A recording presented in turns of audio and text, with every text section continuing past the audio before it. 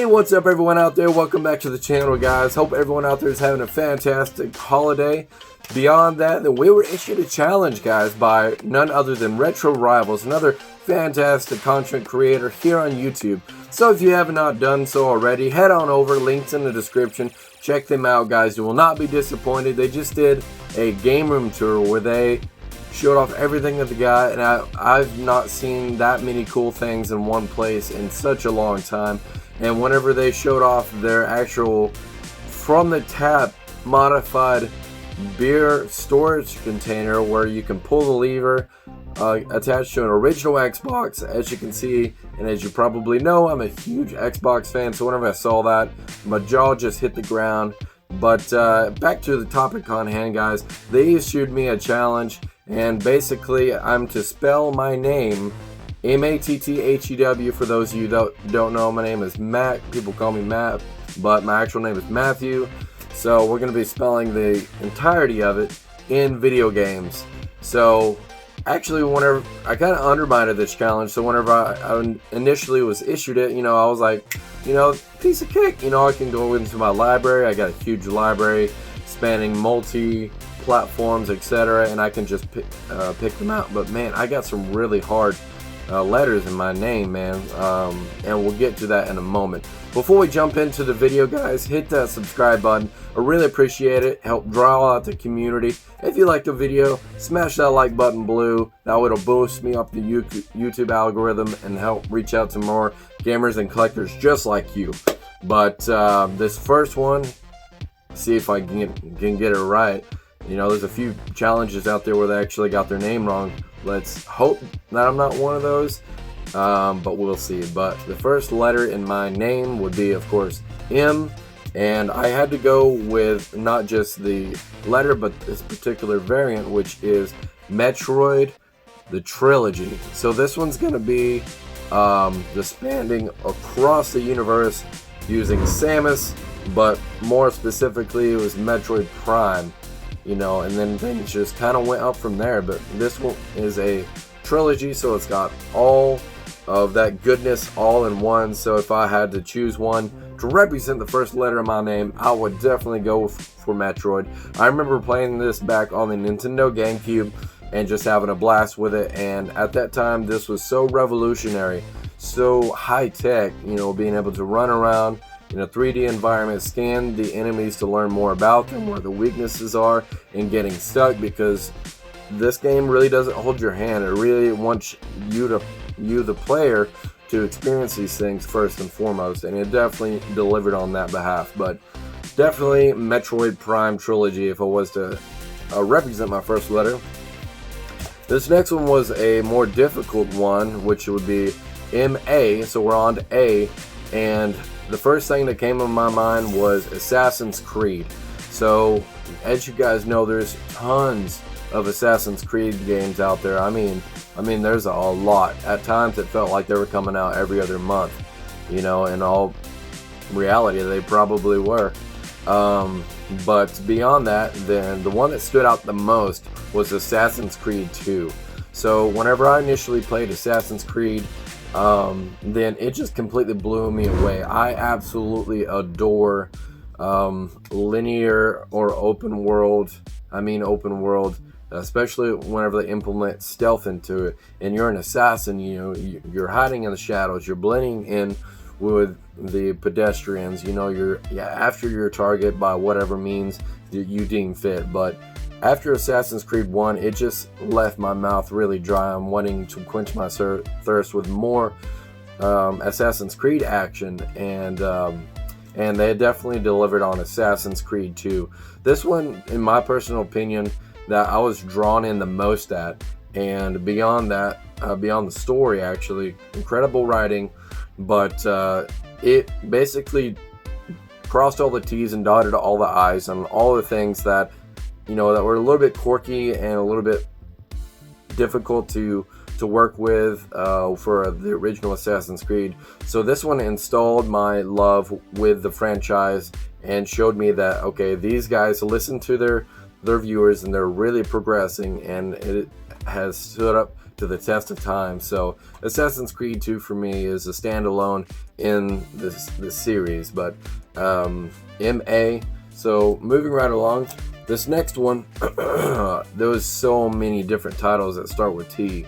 Oh man, you know, and then the title seems to be something that's installed in a lot of video games, but a couple that stood out. So this first one's going to be The Elder Scrolls Oblivion, guys. This game, without going into a total, spanning hours of just talking about how incredible this game is. One day, whenever I was young Chill Scissors, I was going to a game store. A lot of times I was dropped off at these places because that was essentially my childcare. I didn't get to go into town very often, but whenever I did, I preferred to be dropped off at a game store to learn as much as I could, to see, that was my way of learning, was going and just spending hours and hours on end just talking to the guy behind the counter. And bless his heart, I asked him, I was like, man, I really can't afford a lot of games.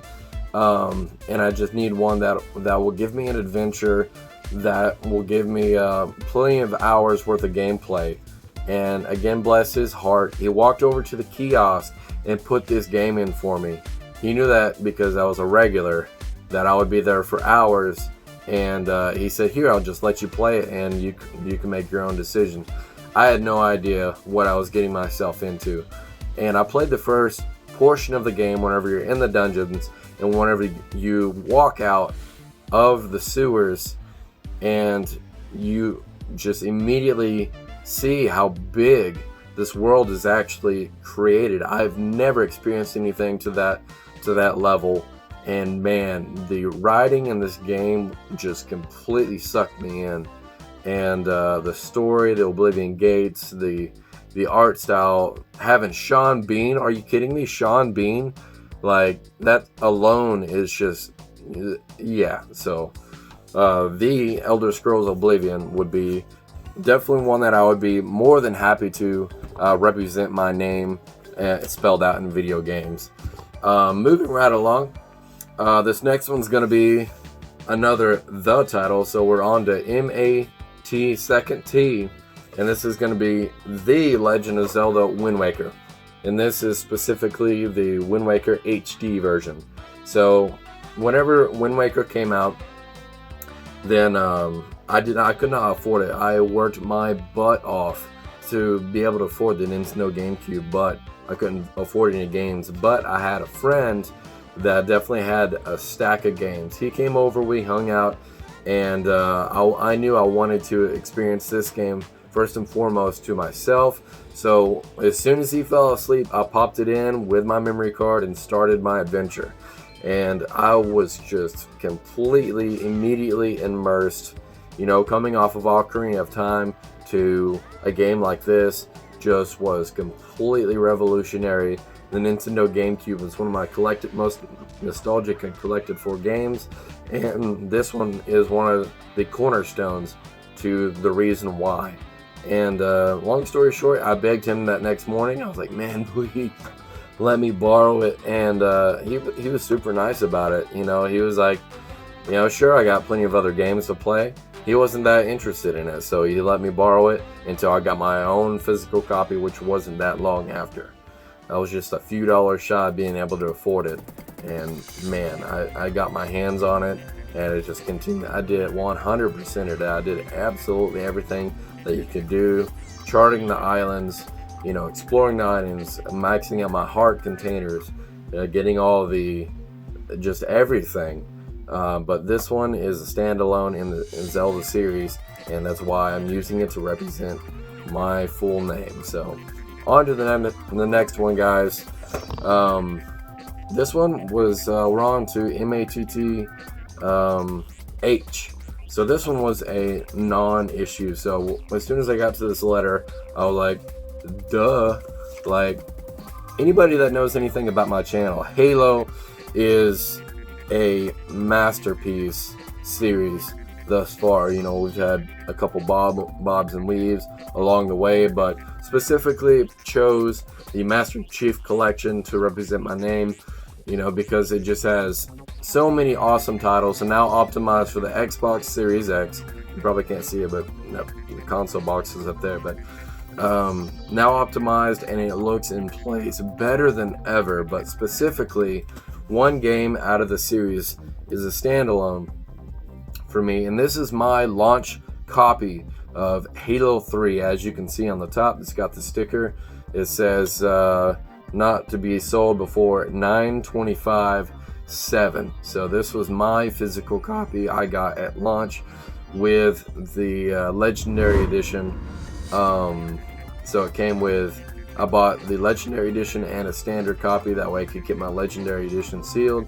So this was the loose copy, because that one came with a black case. But this one was my most anticipated Halo game. It was branded as Finish the Fight, and man, as soon as I heard that slogan, I was ready. I was pumped. I was, you know, I had my magazine ready. I had it cocked and loaded. I was ready to go. You know, I had full shields.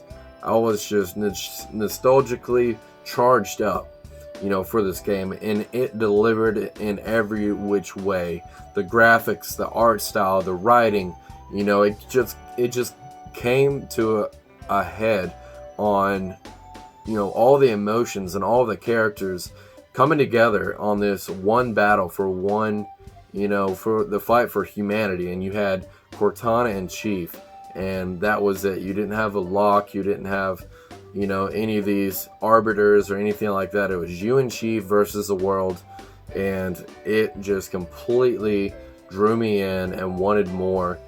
You know, there's been a lot of controversy between, you know, 343 Studios, but as long as this series keeps on pumping out content, you know, give me something. Don't let this series end or die, because it deserves to continue for the fan base.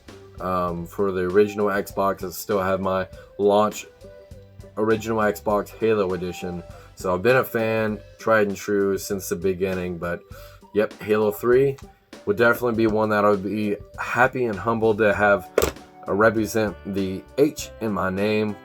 So these next two are going to be, we're on to MATTHE. This one's going to be a Nintendo Wii title. The Nintendo Wii is such a, man, whenever I hear somebody just talking ill will towards the Nintendo Wii, then I just simply say, you know, without the Wii U, then there would be no Switch. And they argue the fact, but hey, keep in mind that Zelda Breath of the Wild was a Wii U port, so without the Wii U, you wouldn't have Zelda Breath of the Wild on the Switch, or maybe at all, with all the mechanics that they had to implement into the game. But the Nintendo Wii U has a game. This is Epic Mickey 2, The Power of Two. So this particular one, a lot of people don't like it, but honestly, coming off of games such as the GameCube version of the what is it? We're looking at it right here, actually. The Super Mario Sunshine, coming off a game such as that, then this one is a lot of that action, you know, exploring the area. You're on a rebuilding quest where you can rebuild things, repaint them. Just an awesome platforming action. E was my most difficult game to find. What game? Comment below what you think.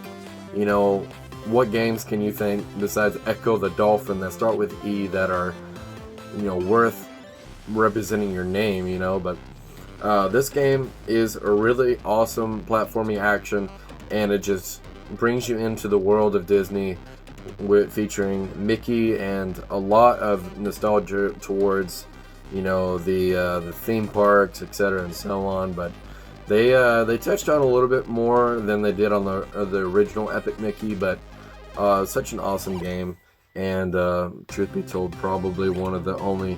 It was either this or Enter the Matrix. So yeah, we went with Epic Mickey too. So this next one is going to be an awesome platform action side scroller, actually. So this is Wario Land Shake It. This is such a hidden gem for me. I don't see very many people playing this or talking about it, but if you get an opportunity to pick it up on the cheap, which is probably around $15 to $30 at max, I would think. I don't know, during the virus times, games just fluctuate, man. But Wario Land Shake It plays like a side-scroller Metroidvania meets a Yoshi's Island, and it takes all the best elements out of those games and puts it all into one game. And it is such an incredible adventure, awesome art style. It works really well with the Nintendo Wii, the Wiimote. Yeah, it doesn't look like it's actually compatible with the standard controller, unfortunately. So you'll have to, use the elements, ergo Shake It. And but yeah, if you guys have not checked out this game, please do yourself a favor and check it out. If you like Mario, Yoshi's Island, or Metroid, Castlevania, side-scroller action, then this one will be one to check out. But that's the video, guys. I really hope that you've all enjoyed, and we made it through the entire video without messing up my name. So that was my biggest fear. I was like, I didn't want to cut corners or anything. I want to thank Retro Rivals again for thinking of me for this channel. This is such an awesome time, just hanging out with you guys, talking about video games. And hey, before we go, hit that subscribe button. I really appreciate it. Until next time, guys, keep gaming and peace.